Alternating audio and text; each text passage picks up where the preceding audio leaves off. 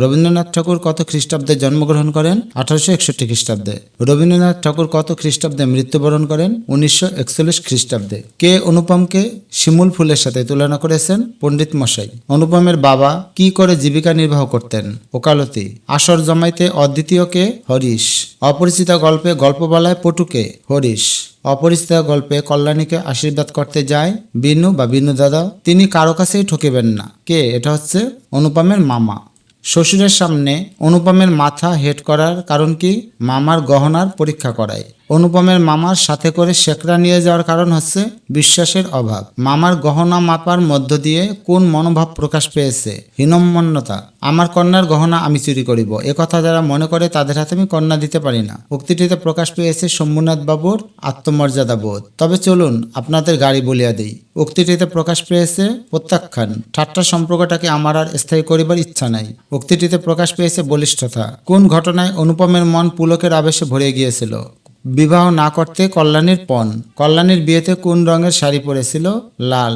কল্যাণীকে বিয়ে না দেওয়ার কারণ কি? আত্মসম্মান বোধ। অপরিচিতা গল্পে রেল কর্মচারী কতটি টিকিট বেঞ্চে ঝুলিয়েছিল? 2টি। আপনারা আমাদের গাড়িতে আসুন না, এখানে জায়গা আছে। উক্তিটি কার? এটা হচ্ছে কল্যাণীর। অনুপম কাকে নিয়ে তীর্থযাত্রা করেছিল? মাকে নিয়ে। মাতৃ আজ্ঞা বলতে কল্যাণী কার প্রতি ইঙ্গিত করেছে? মাতৃভূমির প্রতি। বিয়ের আসরে অনুপম সম্পর্কে কি কথা প্রমাণ হয়ে গিয়েছিল? মেরুদণ্ডহীন। স্টেশনে কি ফেলে রেখে অনুপম ট্রেনে উঠে পড়ল? ক্যামেরা। তবু ইহার বিশেষ মূল্য আছে। এখানে মূল্য বলতে বোঝানো হয়েছে অনুপমের জীবনের। অত্যন্ত আটো ভাষার বক্তাকে বিনু দাদা। আমার পুরোপুরি বয়স হইল না, কথাটি দ্বারা কি বোঝানো হয়েছে? পরম মুখাপেক্ষী হওয়া। বাংলা ছোট গল্পের সার্থক রূপকার রবীন্দ্রনাথ ঠাকুর। অপরিচিতা গল্পে কথকের বয়স কত ছিল?